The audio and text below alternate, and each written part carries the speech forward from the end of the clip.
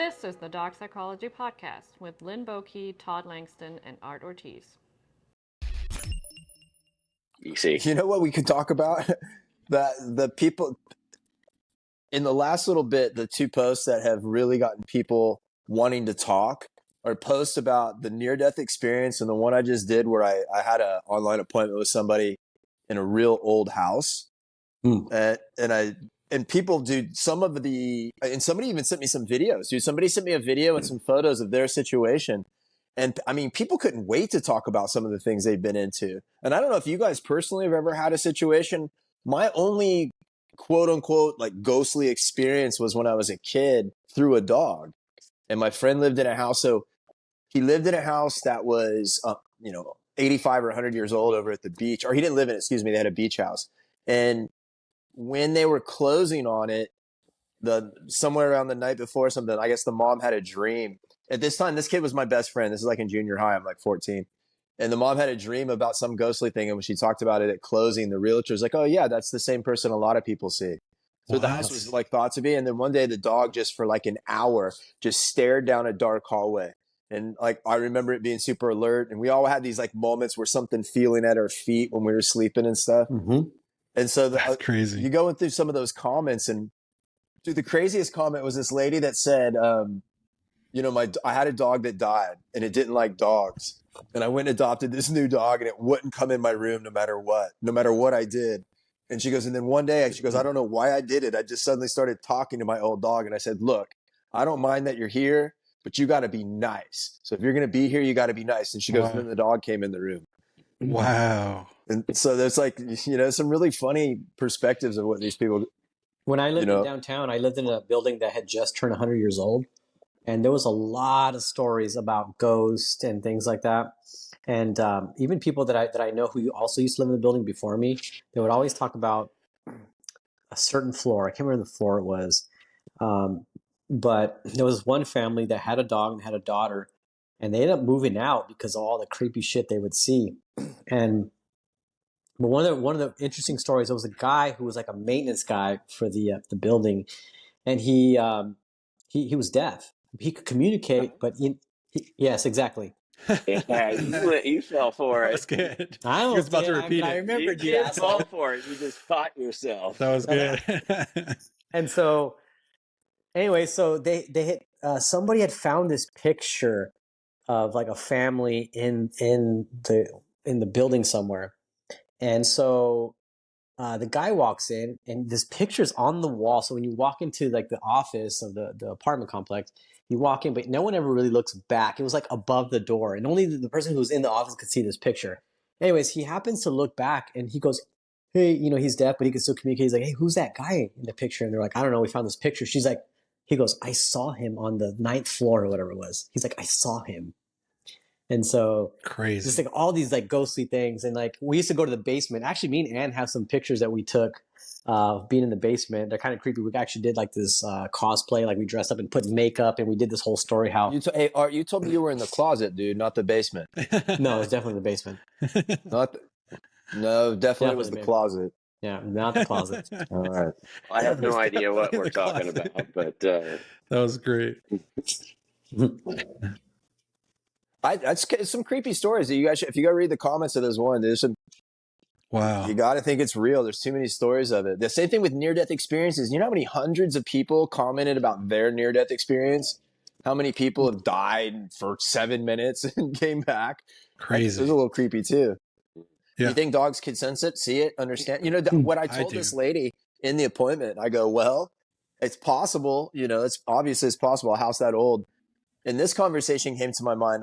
I might have mentioned this before. Some dude that lives in South Africa who, does lion stuff. He said, my land is old and you feel the energy. He goes, there's a mummified man in a cave that's like 5,000 years old. He goes, the energy of the land is intense. So can you imagine having how much energy is in the house of the 1700s? And, I said, just play with the dog, run it through the house. And I go, if it kind of seems like it hits something, like it doesn't want to go into this area from a couple different directions, that, maybe something's there. They cleansed the house. The lady said when they moved in there, she couldn't stop sleeping. She said she was perpetually tired no matter what she did. And So they went through this. Well, I mean, it's you start to look at some of this stuff, and the storyline's kind of the same. It's interesting. Yeah, if you believe in energy, you kind of have to believe this stuff's possible, right? You can't shut one down and have this full belief that I can communicate with my dog through my mind. But no, this isn't real. Yeah, I like to think that. Go ahead, buddy. But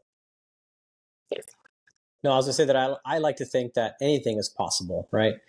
If we look at, like you said, energetically, I don't want to just say no, that can never exist. I always like to be open to like, what if it is? Like, what if there are ghosts and things like that? And I mean, I've had my own experiences with living in downtown, an old building, and just kind of things that I've seen. I do believe that there are ghosts, and I do believe that our dogs can pick up on that. As a matter of fact, that same building, I used to live in a 100-year-old building. One of my friends her dog would always growl at the window, like just randomly, and only in that building. Never happened again when she moved out, but he would only growl at certain. It freaked her out. Like, she's like, "Oh my God, why is he growling?" Only growl at some curtain or windows. I can't remember exactly what it was, but she would like, I don't know why he's growling. Like, what's going on? It would freak her out all the time. I don't know enough about it all. I'm just getting used to the fact that they're saying aliens. Oh yeah, the ones in Mexico. Well, that's in the future, man. Yeah, it seems like aliens are. Yeah, we time travel. 1,000 years from now, we learn to time travel, and we come back, and that's what we look like. We just watch everybody be stupid now. That's what it seems like. It is wild as far as the UFOs and everything, and pretty crazy, And with that, we have to open our mind to the possibility of ghosts, So, well, from an energy standpoint, to me, ghost makes the most sense, because I think if let's say you were to bring you had to prove it was real. To me, I think certain people, again, if we're going to operate on this level, everybody operates at a different frequency. And I think some people have a frequency more tuned in to whatever it is that they claim that they're seeing. Right. So it's not that they're not seeing it, but for whatever reason, their frequency connects to that. And it opens up the ability to see whatever that is. Right. So it just so happens that the frequency of whatever this entity, if you want to call it, is the same frequency that they operate at. Just like kids, right? The whole thing about kids talking to people they can't see is based on kids literally operate at different frequencies. Do you know until you're a certain age, you can hear frequencies differently? And I always could walk into a store, because, back then, like, you'd have like Sears, and I knew where the TVs were. You could hear the frequency of the TV. Yeah. Right. But you get past a certain age, you stop being able to hear that. So our frequency, we got a lot of shit baggage we carry around. Probably gets in the way. I'm practical hearing. As shit. So go ahead. I used to have amazing, like, incredible hearing and smell. I think I ruined that with drugs and rings and concerts, both of them. But I had great, like, insane hearing, and the same thing with the smell. In the Marine Corps, I could tell you how far away the woman was, what perfume she was wearing, all of that stuff. And the friend that I hung out with a lot I go, hang on a second, and Dave would go, hang on, guys, what's she wearing, Lynn? And everybody else was like, fuck that, you're full of shit. That's some stalker shit, dude, right there. But around the corner, catching the wind of it, and then they come around, and all the guys would go ask what they were wearing, and like, no way. I just had weird smelling abilities and hearing abilities. Hey, Art, do you remember the student that was the super taster? Did you? So we had a student that was a super taster. Yeah, a super taster. So their taste was like a trillion times more than ours. I mean, that was one of the things they did as a profession, is they can taste and sense and smell different things in food than the average person. My brother-in-law is like that. He can sense like different ingredients in food. But also, like, Lynn, you're talking about the wine, the what they called the sommelier or whatever they're called. Yeah, they can taste it. They can tell you, they can tell you where the grape is, where it's from, what region, what year. Like, that is insane. When That's I was a crazy. server, when I was serving food, they'd constantly, bring in a new wine and all that stuff. But they'd have the vendors explaining stuff to you. And even though I don't know, it's really wild. I think what happens, somebody who has that sense can tell you, can you taste the apricot in that? And who thinks there's apricot in wine? All of a sudden, you can taste the apricot and or the chocolate or whatever that was in there. And now you can't not taste it. I can do that in So coffee. I can taste the notes in coffee. Can you? Yeah. Can you taste them before somebody tells you? Yeah. Like if you were to You say might- this tastes like ... and then Yeah. go look at what it actually is, are you pretty Yeah. accurate? In the sense of like, I'll say like, oh, it's citrusy, and they're like, yeah, it has, orange tone to it, or like a nutty flavor. I won't know exactly what it is, won't but know, I can say No, like I have it's that. fruity or nutty. I have that a little bit with Or bitter or food something and like stuff that. like that, but I have that with weed. I don't know if you guys experienced that, but it's like, oh, I could kind of tell that this is like this you could is tell the like weed. this is like indica, this is sativa. You're seeing that Tasted movie, it. Half Baked, when he orders Yeah. the weed to his door, and he's like, "Damn, did you go to weed college?" That's you, Adam. Yeah, But to yeah, answer the question, could you taste it before they told you about it? You probably can taste it all. You just don't know what you're tasting right. until you know, and then you're like, "Oh, I've always tasted it." It's like it's downloads into you. So, like, I'm sure that if whatever you're smelling or tasting in the weed, if I was smelling it and I could separate it from what you're telling me, then I would have that. And it's like being able Well, to as see humans, something. we're Yep. easily tricked. Over and over you hear of studies where they take wines and people who say they know all this about wine and they introduce Pepsi really challenge. inexpensive wines. Yeah. Totally same shit. Or there was one I remember in New York. They opened up what was a shoe store, but it was like Payless shoes, Saw but that. they opened it in a fancy shoe fashion, and all these people came in, Yeah, these I saw fashion that too. influencers I who were saw like, that. "Ah, da, da, da, da." I mean, it's you know what I mean? It's interesting. The human psyche is so pulled in directions based on perception. Perception And, is reality. That's one of those. Perception is Yes. reality. Yeah. That's Definitely. true. It certainly becomes reality. Yeah. And that's the thing that it's amazing about dogs. And there's always the situation to me is one of the most poignant ones is about, I don't think people realize how fragile a dog's perception is. Everybody thinks their do. dog's so smart, and I'll always use this example as being at Lowe's and my dog seeing the dog sticker on the door and walking around its backside. And then having this moment where you actually see it kind of flash like this. And you're like, dude, I know, right? So suddenly this dog went, like, Yeah. What just What happened? the heck is you know what that? I mean? Like, wait a second. Could you imagine in the human form where you went up to shake somebody's hand and it disappeared? You'd be in front of a psychiatrist inside a week. Yeah. It's a What the franny. fuck? Totally. Because that'd be real. And Yeah. that perception thing, I mean, that's the part I think that was your big deal, Linn. I mean, honestly, I think one of the fundamentals you always hammered into me in a variety of, some personal ways, like personal painful ways and normal ways was it's the perception. It's what the Mhm. dogs perceive is about to happen. It's what the dogs perceive it as. It doesn't matter what we think or perceive it as. It's that. You got to go forward from that. Or stop what you're doing because you're just on the wrong line and wait until you can get on that line. I've really refined how I do that. What you're talking about, Todd, and it is the biggest gap in communication because people start to do whatever. And my big thing about correction, comes from the perception side. If somebody's correcting a dog, however intensely or inappropriately it is, the dog is already perceiving what's happening. So a lot of times people are frustrated because something isn't working.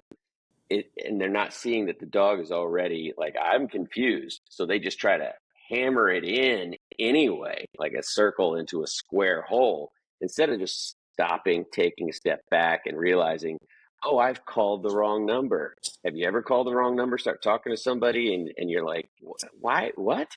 And then you find out it was the wrong number, but you call that number again and it's still wrong. That is what's going on between dogs. They have no clue If you're going to go this way with your energy or what have you, and the dog is on a different line, it's your responsibility to get on the right line. I don't care if the dog was being bad. If all of a sudden it feels like you're going to kill it, you shut the fuck up, wait for it to come out of the animal side of it and get back to the dog, and then, give it its conversation about what it did was wrong. That's the biggest problem, I think. There's one word George that Bernard represents Shaw. that the most. What's that? One word that represents the whole perception thing the most. What do you think it is? I mean, think about it. As soon as you say it, it's going to make the most sense. It's the word the humans use the most. Love. No. Stubborn.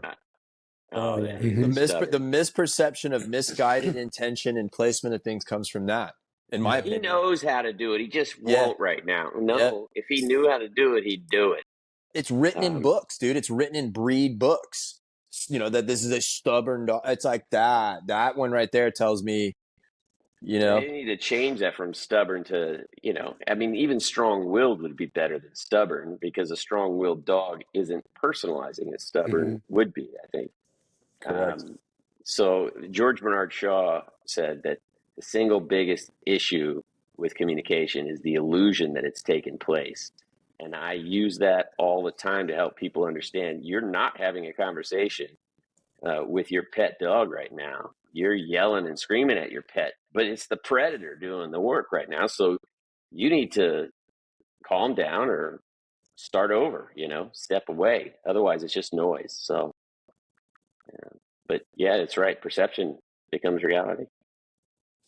That's actually one of the first phrases I heard you say, Linn, when I first started working with you years ago. This was like, I remember, I probably go back, but it was, we were talking on Facebook Messenger and you called me, and that was one of the first things that you said. We were talking about perception. You said perception is their reality, I think is what you said. How they perceive things becomes their reality. And honestly, that is what I see all the time. The other day, one of my clients posted a video of their dog at our dog social. And this girl comes online, she's a 21-year-old girl, and makes a comment. And so what the dog social is, we have all dogs off leash, all dogs that I've worked with, all dogs that I know. And when I brought in a dog who it's working towards being around other dogs, it's all muzzle, it's a greyhound. If you ever worked with greyhounds, they really only like to be around greyhounds. Fucking weird, man. Yeah. So weird. Those dogs are very, I've had a greyhound, so, I kind of know, like, working with them. And so this dog is they're going to, a couple are moving in together, and they are having a hard time introducing them. So, we're doing the whole walking thing, which they've been doing, but we're starting to do more stuff where they learn how to be together. Anyways, I had this all the dogs are off leash except this greyhound, right? And someone went on there and posted, "Oh, don't you realize that you should never take your dog to a dog park?" First of all, it's not a dog park, right? Because there are actually rules that we have in the social. And secondly, and they also said the dog feels trapped because it's on leash. Yes. And I feel like everything she was saying is something that she read or someone told her, And so the client got really upset. And she sent this to me, and I'm like, don't worry about it. They don't know what we were doing. They have no idea of the full context of the conversation that dog is going through, and how we're helping and how much this dog has improved. And now it's like starting to be. Was she a trainer, Art? Yeah, she's 21 years old, right? That's what I'm saying. You know what, man? It's funny you say that, because I had somebody comment as well on a post I did about anxiety and during feedings. And they're like, "Oh, of course there's anxiety, that Cesar Millan stuff." And they went that route of and I went on their thing, and I got to see who this is. And it's the same thing, right? So it's a purely positive trainer, even says that there. And the lines that he was saying were basically, it almost sounded like propaganda. It almost sounded like this is repeated verbatim in some stuff they're learning, right? Because they get a lot of rote stuff. They get a lot of those trainers are typically, your ABC. They're getting rote information, and I would be willing to bet they have regurgitated stuff, almost like in the world of politics, that says it would probably quote certain things with Caesar or with the pack and all of that for certain frame what we do in the general as wrong. And by the way, this girl everything she said, she wasn't wrong, honestly. Like, she wasn't wrong. Out of but context. it's Right. out of context, right? Yeah. And so everything that she said, I agreed with, but there was just a lot of context that you don't get to see on social media because you would have to experience the whole hour. I'm going to plug this, but Why do you I'm think people do that? Why do you think people are compelled to go on and point out what isn't in their and let's go in their perception and point out in their perception what's wrong? Well, it's narcissism because it started. I mean, I know we talked about this in the past. Like everyone is a narcissist in a way, but it really goes. They're deflecting from their own insecurities to place on other people. That's all. Really, that's all social media really is. It's people Yeah. just deflecting. It's like more anonymous too. Yeah, and they've got somebody they look up to that they got the information. This is all Right. been complaining about from day one. That people just take something and run with it, and they see something that looks similar, and they dump it. And so they probably have. I mean, if they're 21 and they're saying anything that you're talking about, they didn't just come up with it themselves. They have somebody that they look up to that's been saying Yeah. stuff like that. They probably got it off of their thing and then threw it onto yours. And just real quick, I have 3 foundational components to my pressure matrix, and one of them is the perceiver, not species.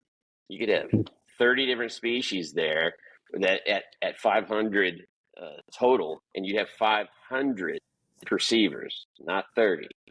So the perceiver is big, and when you're having a conversation with anybody, I look at some of the stuff that we have a conversation on here, and I'm like, God, I wish I hadn't already talked 20 minutes because I'd really like to explain that wasn't where I was Really? going. I wasn't going that way, but it was perceived that way, probably because the way I was talking or what have you, and that happens. It's the perceiver. It doesn't matter if I throw information. This is the pressure exchange, if you will. I throw a pressure, and it's got to be received a specific way through your senses. Then it's processed through blah, blah, blah. I don't want to give everything away and go on that route. But You once should give it it's, away. well, okay. So that you receive it, and it's received through your senses, one of them. And then once it gets in, it starts to process through all of your experiences with that type of thing, or just your experiences in life. Like a child won't have all of the experiences in life to process things yet. So the filters are constantly being built or refined. And so when I work with people who have filters that are limited, I help them refine them and build them up stronger so that when information comes in, it's processed and filtered properly so that then you can experience. That's the big thing with pressure. Everyone thinks you're going to use leash pressure. No dog can experience the leash. It experiences the physical part, and that leash is an extension of your hand. So pressure is experienced. So when I toss a pressure, whatever it is, I watch it go through the whole maze, the process, and then I look at their experience with that pressure. And if in that experience it doesn't match what I'm trying to get across, I immediately stop, or I put things into like a speeding train. I put the brake on and guide to a complete stop and start all over, because it won't work if I say something and you hear something else and we're trying to get this end result. It won't work because we're not even in the same field. And so that's the biggest thing, is learning emotions, understanding how any one individual experiences those emotions. That experience, that right there will tell you if you're in the right vein, or if you're overcompensating or undercompensating. And then you move forward. It's like a kind of like a negotiation of sorts. I toss out a request even, and you can say, "Oh, I'll think about it." So we move forward. I want to change that. I don't want to accept that request. All right. So it starts over until you get to that place of common ground. Now, this can happen in a nanosecond, or it can take 10 minutes. I personally don't give a fuck how long it takes. The longer someone takes, the clearer the information is for the dog and for you. And So let me step in here for a second. So yeah, I'm absolutely. going to give you like the 6-word version. Like, so how many people do you think are available in the world that can look at a situation, throw something at it, assess it to their intention, adjust, and do it again.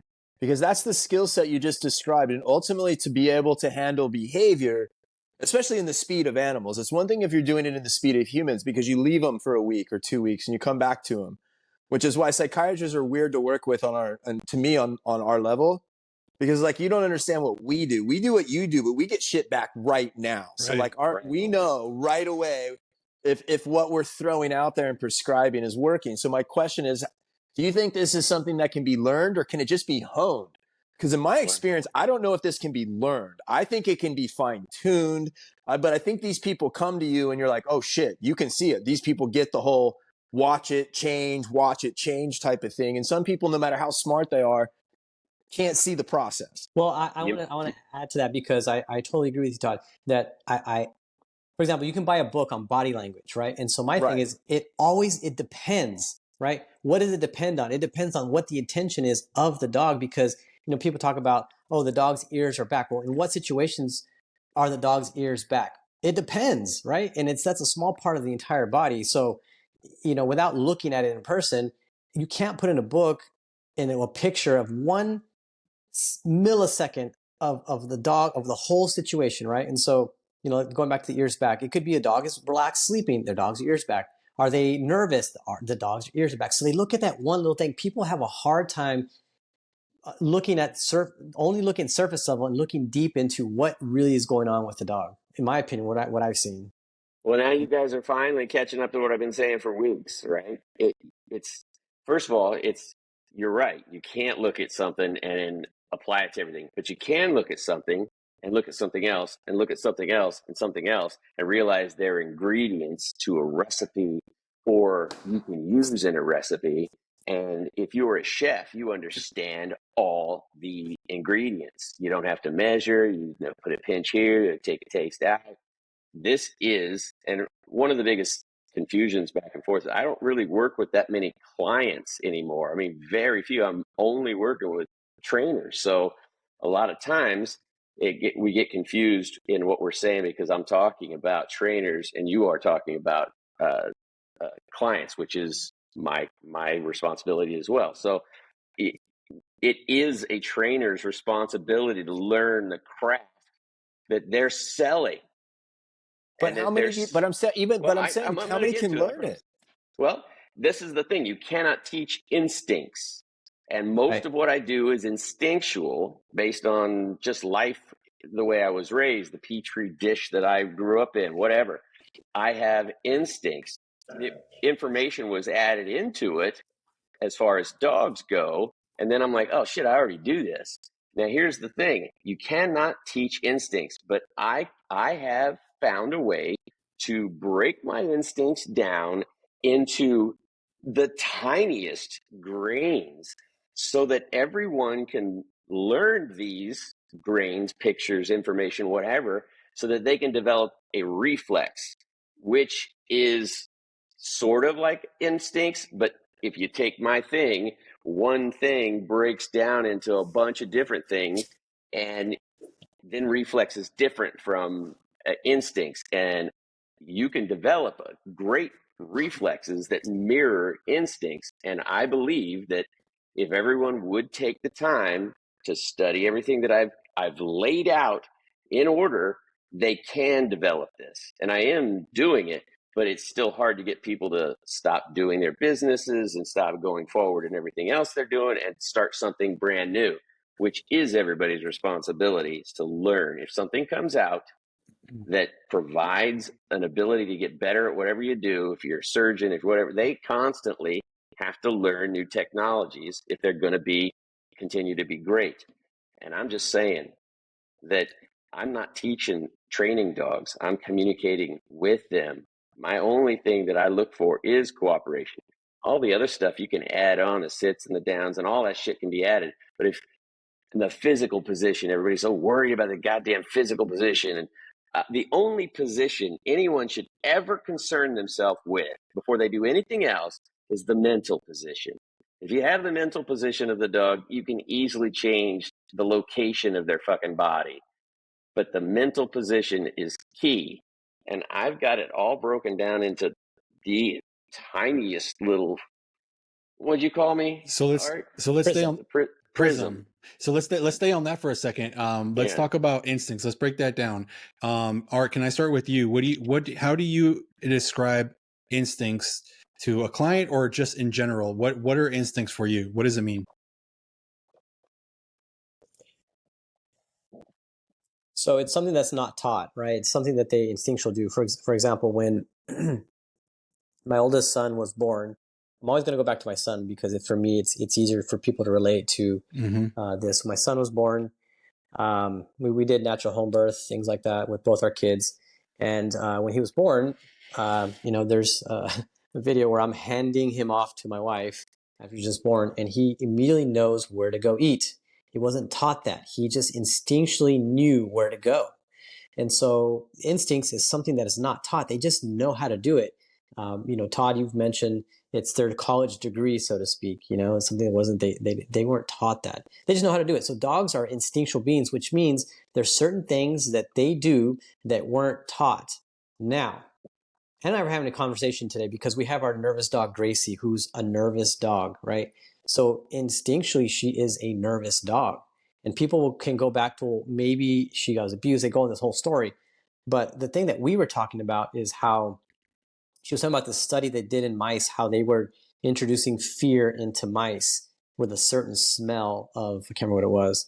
And then when they had babies, the mice had babies, those children or the baby mice were also scared of that smell, almost like it was passed down. There's a book called The Body Keeps Score. Basically, a lot of stuff is passed through the DNA. And so can we... But it changes. Have you seen where Yes. somebody that was, say, overweight, for example, and when they took their DNA markers and then they lost weight, their DNA markers changed. So had Crazy. they reproduced at different times based on where they were at in life, they would have passed on different genetics. Right. Have you seen that? Yeah. And so, where I think I mentioned this in a previous episode where, where is that stuff stored? Where is the fear and the anxiety and the trauma, all this stuff stored? And, it's usually in the fascia of the body. And that's why, I had done a fascia retreat where they massage the fascia to kind of just, release whatever is within the body. And so a lot of things that we do, like the massage is with the intention of releasing all that stuff. I've seen you do it, Lynn. I've seen Todd do it. We're not petting. We're actually intentionally touching, releasing so the dog can have that release, So go back to what instincts are. Instincts is just something that is not taught. It's, Cedric always says, there's no thought process there's no knowledge behind instincts. It's all reactionary. Just reaction. Yeah. Right. And so you don't need to, I agree 100%. Oh, there is a delay. Yeah, there's a little bit of a delay here. Sorry, guys. I want to bring it back to you, Lynn, but I wanted to ask Todd, because we were having a discussion about the instincts yesterday.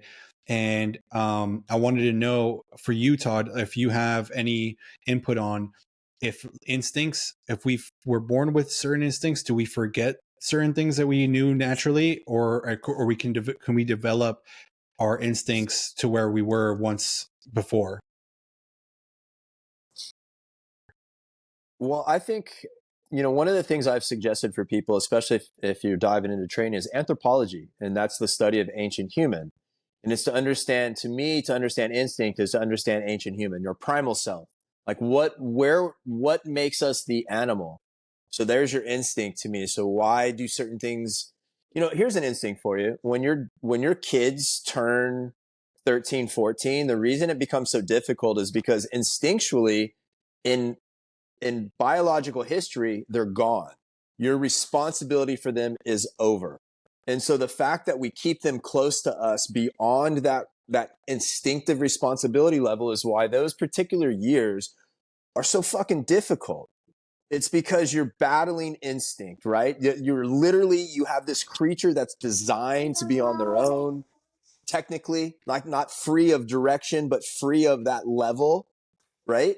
Mm-hmm. There's instinct for you. And there's plus the body is instinctually dumping all kinds of chemicals, hormones, new to the everything. System. Yes. Instinctively, we're designed to live in a group of our immediate family. We're designed to live in a group of about 20, where you have your grandparents and your parents and your cousins and your uncles, and all of them help raise your kids. So the responsibility is not just on you. And so all the lessons aren't just coming from one source. That's instinct. We really fuck with family by breaking off and moving over here to a peace, right? Because reality is, and that's why certain cultures are so powerful. The Asian culture is not powerful because of intelligence. It's, in my opinion, it's powerful because of culture. They bring their family with them, and a lot of cultures that do that, they thrive. And there's instinct for you. Now you can break it down into individual behaviors and how certain things work. And there's an interesting thing about shaking. We talk about dogs shaking a lot. Hey guys. And the good and bad of dog shaking. And they did a study with people in bomb shelters with kids and adults. And the kids are allowed to shake because as adults, we allow that to happen. And so it's basically the mechanism to process the fear. But as adults, we won't shake because we don't want to have that. We don't want to show that. Mm-hmm. And it creates Unless trauma. they're fully instinctual. Well, if you're a human that knows you got to go through it, then you will. But that to me is instinct, is knowing we're human and we're super cultured and we have all these ideas coming at us, but deep down we have primal drives that motivate us. And the funny thing about dogs is they almost have the identical drives. That's why it's easy for us to cohabitate. If you take away the culture, if you take away the superficiality of that above layer, it's really easy. And so there's instinct for me. That's dope. Let's see, Linn, it looks like you wanted to say something there. Do you want to jump in? Well, on that one right there, the instincts, you were saying instincts of a human not to cry or not to shake. Mm-hmm. That's less about instinct and more about the controlling of the body. But The what I'm saying, one instinct is being allowed and one instinct is being suppressed. Mm-hmm. And that suppression creates issues across the board. I'm not saying that. I'm just saying that it gets out of instincts when you are psychologically controlling yourself from shaking. You're no longer instinctual at that point. Instincts happen without you're bypassing knowledge. So when you've had those situations happen where you, in this case, shake, then you don't want anybody to see you do that. Like last session, me crying, right? I don't even see it. So I've learned to try and suppress it. My instincts were not allowing me to hold it back anymore. And instinctually, of course, some peer guidance and support from you guys made me feel safe. But the instinct is something you cannot fully control. If you are controlling it, you've been aware of it, you've worked on it. Now you've removed it. It's still instinctual, but it's not instincts when you're controlling it. Mm-hmm. That makes sense. That makes a lot of sense. I'm looking at the fine lines between if we take everything that we are and then try and spread it apart, there are overlaps, right? So we're being instinctual and we're being a man and we're not allowing crying. But if you keep spreading it like you do when you pinch and pull and on your screen to make it bigger when you're doing your editing, now there is going to be a moment where instinct and man do separate. But what you're saying, we could break it down into new minutia, but that is what's happening. Is the minutia keeps us from seeing everything. My goal is to spread it out so you can start to see the separation, and then when it is all the minutia, you can see right through it. Hey, Linn, you know what you could do? You need to start like an analogy dictionary. And it can be one you can give to anybody, because the depth of analogies is beyond. I mean, that's really good. I thought I had some. Yeah. Well, that's just how I learned. I guess I didn't have but so instincts. Yeah. But that's what I do with my pressure matrix is I separate everything, all of it, so that you can see what they are individually. And it's still hard to process as a student because they're just now asking questions that I wish they would have asked the first couple of weeks. But now it's starting to sink in that it is separate, but it's all happening at the same time. The instincts that I have, I can see them and separate them while they're happening. I can I can taste the apricot or the chocolate in the wine without ever being told. But I can show everyone how to do this, but they have to dive in. So instincts, again, they're something you don't have to learn. So how we bring it back up to the minutia You don't need to learn that you have to breathe, but you can learn how to breathe better to make yourself a better human and feel better. You don't need to know that you don't need to learn that you have to eat, but you can learn how to eat better in order to be more healthy. You don't have to do, but you can improve the things that are instinctual to be better. So Can I add something to that's that? how I look at everything. If it's instinct, it's instinct. If it's not instinct, it's one or the other. So if we're going to call it instinct, then that's what it is. If it doesn't look like it, then it's not. Yes. It's hard to explain without Let me ask. breaking it down for you. Yes, let me ask another question based off of why I asked the initial question. I love how Linn breaks everything down, and you spoke about reflexes. You spoke about the difference between instincts, natural instincts, and suppressing them. We were having a conversation about how I feel like innately we know a lot of stuff. Like for instance, like we know because we're in nature a lot, but we should be in nature. When we get into like the human worlds, we're in the concrete jungle, we're not in nature all the time. And it wasn't until I got with the dogs that I was like, holy shit, I reconnected with instincts that I had as a kid. We grew up on my dad's ranch. When we went to Mexico, we had horses, we had animals, but that was forgotten. It's almost like we have amnesia at times. I forgot a lot of those instincts. So when I reconnected with dogs, I was like, oh shit, this is exactly what I remember as a kid, So does anybody want to touch on that? How we can like almost remember these natural things to us? I'll add something. I do want to touch on that just because that's what we were talking about yesterday. So do you forget them? Can you bring them back? I think going along with what Todd and Art were saying, you can suppress certain instincts. You have instincts from way back in the day, but there are no saber-toothed tigers coming after you anymore. So now you're in a domestic lifestyle. And so a lot of your instincts are still there. They just haven't been used ever, or they've just been set aside because of all the other junk we put into our lives. And so great getting out in nature and you realize, oh, I have these instincts that I've never used. You're living in an area that doesn't require those instincts that you feel you lost. You didn't lose them. You're just not in the environment with the situation at the time you perceive I need to do something, or that your body needs to do something. So yeah, you can uncover instincts that you never knew you had. There are all kinds of programs out there, manly programs where they throw you in ice and then throw you in sand and all that stuff to get you ready for combat. I didn't know I had all those instincts either until I got there. I'm like, wow, okay, this is easy for me. What's everybody complaining about? That's Do you know, Linn, what would be, I honestly, and I've thought about this. There's two things that I think would be really cool with Linn.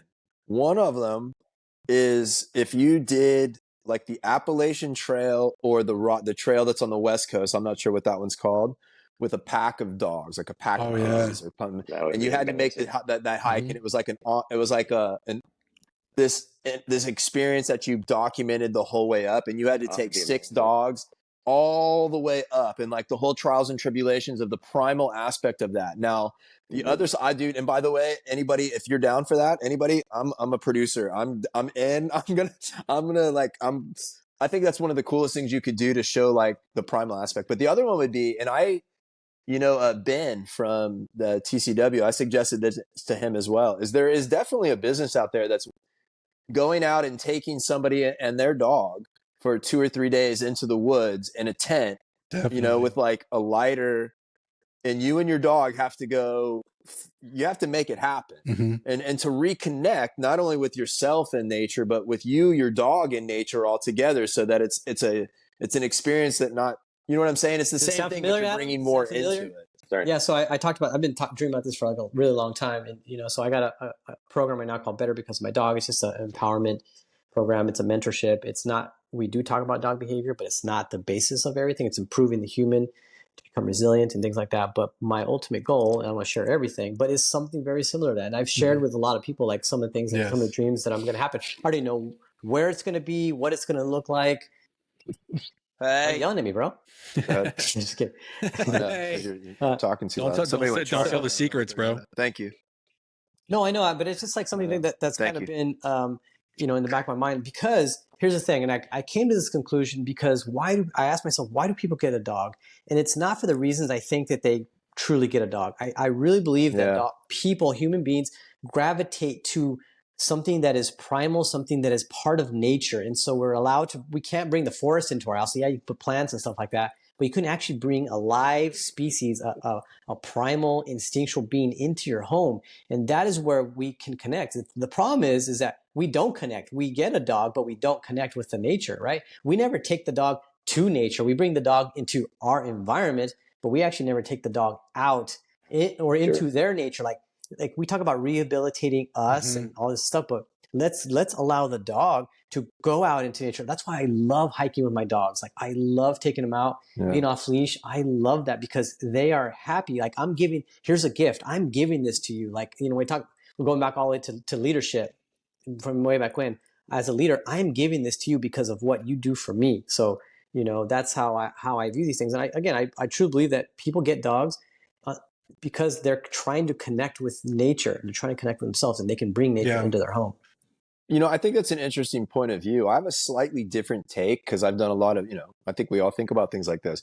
I think if that was truly the case, you have the option of a cat. There's nothing more primal than a cat. Right. You bring a cat in your house, you got a fucking killer in your house, dude. That thing, you're just, the only reason it's not a lion is because it's like 15 pounds. But I think there's a huge emotional component. And I think it's a combination of they fill a giant need we need, and I think they stand for something we wish we were. You know what I mean? I think there are elements of loyalty and the ability I think everybody knows they've really been assholes to their dogs a lot, but their dog is so resilient, they're always happy to see them. And I think that quality to know that something, no matter what you do, is always going to be that happy to see you is something we want in ourselves. We really, really do. And it's like, it's hard to attain. And then I think the other side is that also for people that are, have that space that needs to be filled, dogs fill that space. I mean, they fill that space better than anything. And I think it's interesting that we all think about why people need dogs. You know what I mean? At the end of our careers, that's what it comes down to is why did we end up working with so many dogs and people? Right. Why was it so hard for people? You know what I mean? Why was it so hard for people to understand, look, your dog needs to go outside. Is it hard? And not just outside. They need to go outside. Dude, they're a fucking animal. They need to run around and smell things on the ground, but not just smell things on the ground. They need to walk and not smell things on the ground because they do that too. It's like, it's difficult because they're, and I did something on like the dopamine hit. And the point of that is when something offers you an addictive quality, the ability to regulate it becomes nearly impossible. And the point of that was the point of the post. Is to me, dogs offer us an addictive quality of something. So to regulate it is, how do you do that? How do you regulate what offers you? And so you know what I mean? I love that post, by the way, and I totally agree with that you, is Todd. great. And I think a lot of times people don't, again, when people, I see it all the time where people make a post about the overexcitement, but they don't understand why the overexcitement is so bad. It's because the dog becomes so addicted. There's no work involved to get to that point, right? And so when I look at it as the human perspective, this is why, Uber Eats, like there's no work to get to your food. You can just order on an app. There's no process, no work that gets to that point. Pornography, same thing. There's no work where you have to go find a woman. You know what I mean? You could just go online and do that stuff, They say that for food, the more steps you have to take to prepare the food, the healthier the food is. So if you're going through the step, you got to pull out the package, take off the wrapper, chop up the mushrooms, put the mushrooms in the pan. And like your point, Art, if you can just go, I want this food, that's one step. And you have all of this. And so the more steps you take, that means the more discipline involved. That means you're going through more. I don't want to interrupt. No, please. Stop you. Please. I want to interrupt and say this is why instinct has been suppressed, because we've got all of this at our hands and fingertips. And so we don't utilize any of our instincts to have to do anything. I didn't mean to stop you. I just wanted to not at all. You're talking exactly and by the way, about that. yes, but it's true. And if we were to go back to that time where we actually had to work really hard, the dogs actually worked really hard, we wouldn't need tools. No. We wouldn't need them. Do you think ADD was a negative when you were picking berries? Do you know what I mean? I mean, you were the best berry picker send in that the fuck stick to world. get the berries because he knows. Seriously. Yeah, that dude's going to That's get like twice as many berries. Yeah. Well, that's what we did with dogs when we made the breeds. This one's faster. This one stays longer. Yep. This one gets the right food. We'll feed him longer and more, and then that one grows, and that they start to look like that. So Dude, we fuck around with things. Real quick, Todd said something really powerful, and Art chimed in as well.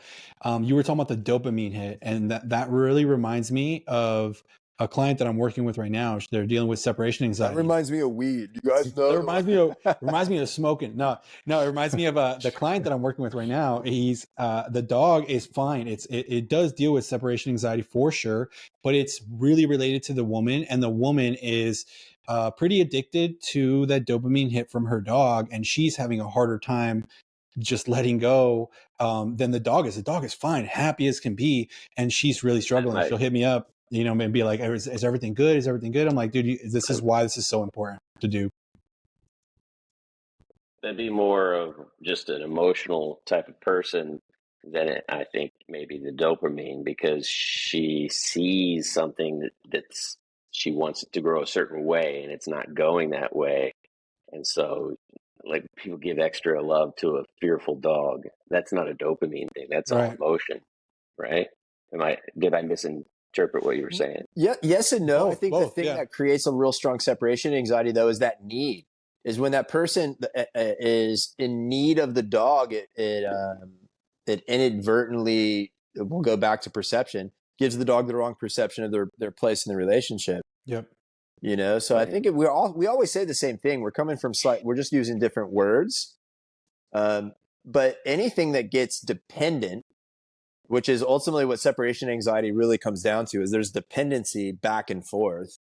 I've never had a dog with separation anxiety. I'm not saying a dog doesn't come to me with it, but if the dog stayed with me for 6 months, there's no way. There's absolutely zero chance a dog with me and any with you guys, right? A dog with you more than a few months would have, even if it came to you with level 12 blast out of a crate separation anxiety, I'm going to blow my body apart to get out of this crate, would last longer than, hey, you know what I mean? I want to share something, if I can, Linn. I really want to share something because I wrote something a year ago. I just found this in my notes. And I wrote, pleasure is not happiness. Okay. What keeps us suffering is a constant seeking of pleasure. From a neurobiological perspective, this is true because pleasure is dopamine. All dopamine wants is more dopamine. It is the molecule of more. It is never content. Dopamine is a primary driver behind all of addiction. So from a neurobiological perspective, seeking pleasure ends up not being about the pleasure itself, but more about alleviating the suffering and the pain that exists in pleasure's absence. We need to retrain our brain and retrain ourselves to crave peace over pleasure, to find joy within challenge, and to find happiness within the process. Because happiness is not pursued, it is ensued. Yeah, that's solid. Really good. It's true. People think that happy is the goal, but happy is not the goal. You're never happy as a moment in time. It lasts for a flash. It's like anything else. And if you're achieving happiness, you're striving for something that's non-existent in a sense, and it leaves a void. You know what I mean? You can't do it. Yeah. Linn, tell us, we cut you off a little bit there. No, I forget what I was saying.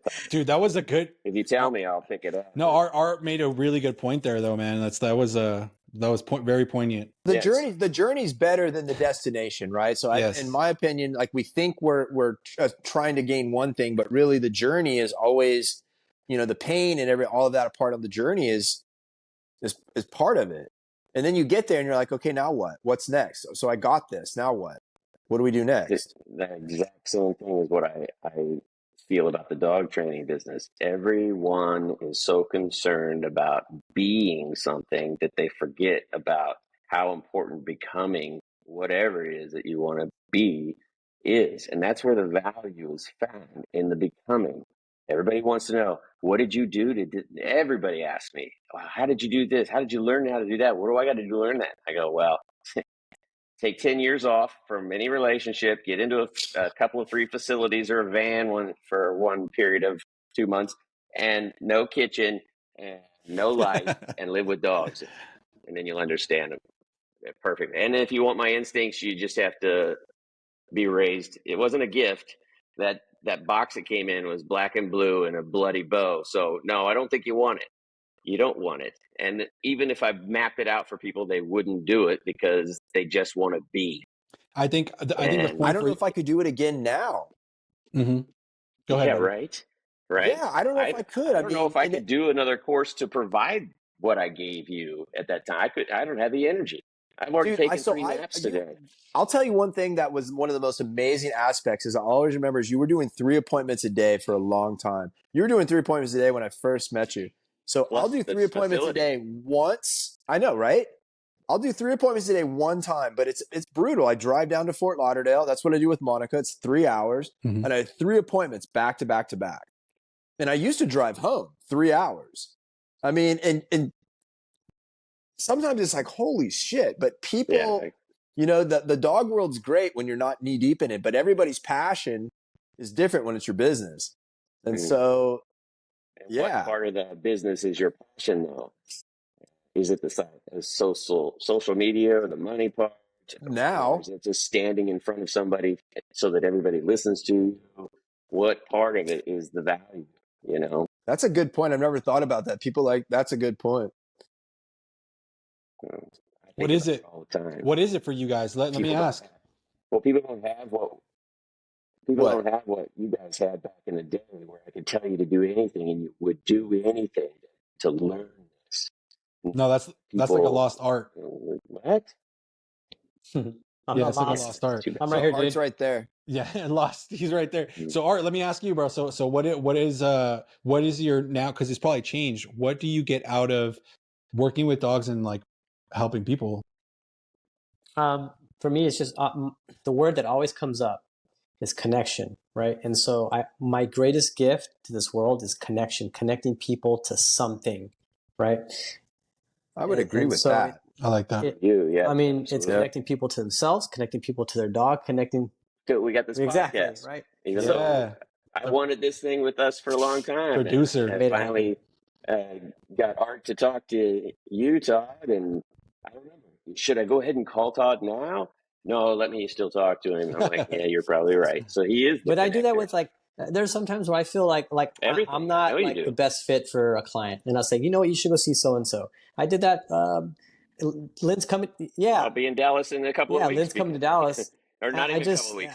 You know, some dogs that are really fighting each other, and plus they live kind of far away. They live like I think an hour outside of Dallas, and I just didn't want, but I knew someone who could help them. So I'm like, let me connect you with Lynn. I think he could really help you out, and so I did that. But you know, the one word that always stands out is just connection. My gift to this world is how can I connect people, first of all, to themselves. That's why I offer my 90-day program. I want them to connect themselves so they can connect with the world to give their gifts, because we're all individuals. You know, one of the things that I always like to share is people, when I go into homes and I work with their dogs, and people will say, man, Art, you're like the Cesar Millan of Dallas. I said, no, I'm the Art Ortiz of Dallas. No disrespect to Cesar. I love Cesar. You know, he's done a lot for me, but I'm on my own path and my own mission, and I want to connect people to themselves. And so when Adam asked me, you know, what I do, that's who I am. That's my gift. And so I want to be able to, to offer that connection to all things.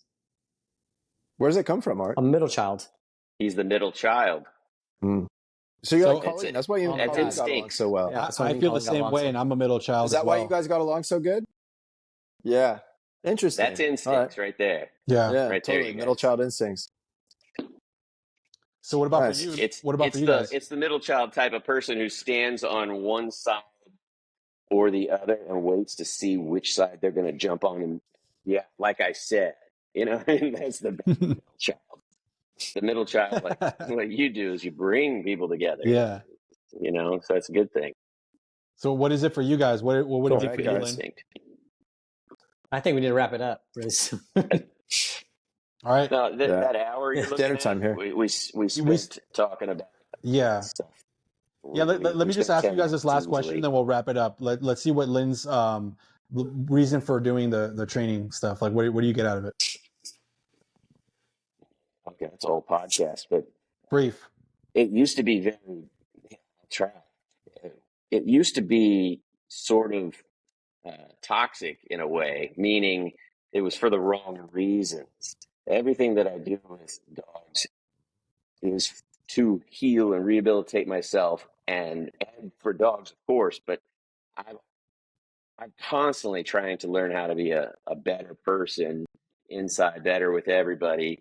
And when I worked with dogs in the very beginning, I still do see and feel every dog as the kid that I was, right? I see how misunderstood they are and how much they're blamed for this and that and take punishment for something they didn't do and on and on and on. And so in the beginning, every consultation was just me uh, it wasn't every consult. If I saw the owner, I could tell they weren't going to do any of the work or they couldn't care less.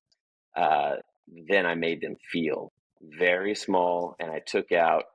It was basically sticking up for the child in me for the dog, and that used to be pretty bad until I realized what I was doing. I was like, oh my god, I can't do that. And to that point, I would intervene when I saw somebody getting aggressive with their kid or their wife. You know, people getting that point that they think nobody can see. They think they can be down. I could see it, feel it from 2 miles away, and I used to intervene every single time until I remembered the time someone intervened with my dad and what happened to me after that person made my dad feel so small. And I'm like, holy shit, I'm leaving dogs with people that, oh my God, that's a huge responsibility right there. Oh my God, what did I do? What did I do? Now I have to like people at a certain level because I'm leaving myself as a child with them to take care of. So I have to teach people how to take care of me, their dog, or what it would be like. I mean, everybody always asks, how many kids do you have? Well, I don't have any. Bullshit, you got kids.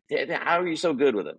I just know how I would have liked to have been interacted with and talked to when I was a kid. And that's how I talked to them. And so for me, that way, it's just been so close to the core of me that I went through bad parts where I shouldn't be doing that. Well, that person was a piece of shit anyway. Well, you can't do that anymore because you're leaving yourself with them. So I've grown a lot, but yeah, I started to just heal. I mean, and to help dogs. But so that's what I did. Was that short? Yeah, Or, that was I mean, I awesome. could have gone. There's so many That was good. details that would freak you guys out. Good Stuff job. like You kept it short and really good. That was really good. Yeah, dude. Thank you guys. This was an amazing podcast. Art, can you sign us up? This is the Dog Psychology Podcast. Thank you guys for listening. Don't forget to like and subscribe on YouTube, Spotify. Please leave your comments or questions in the comments below on YouTube. You can also leave comments or questions on Spotify. Feel free to DM us directly, Linn at linnboyke.com, Pack Life OC Pack Life. If it's Instagram, it's at Todd Langston. And I am at DocFitDallas. And Adam, you are what's your Instagram handle? Family Dog Psychology. Adam. All right, guys. You got it? See you Yes. next week. Really good episode. I love this episode. I can't wait to put it out. So see you guys next week. Amazing. All right. Thank you.